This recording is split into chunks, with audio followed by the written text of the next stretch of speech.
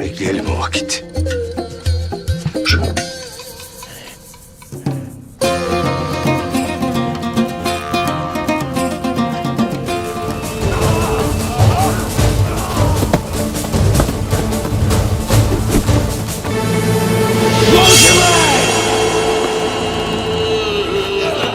Bak kim geldi? Yattık Bonsulay!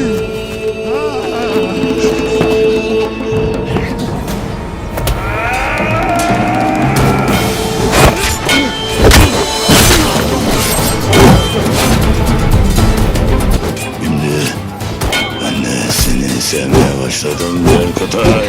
Erkutay. Tövbe kapısı. Müslüman olmayanlar için de açık mıdır bu?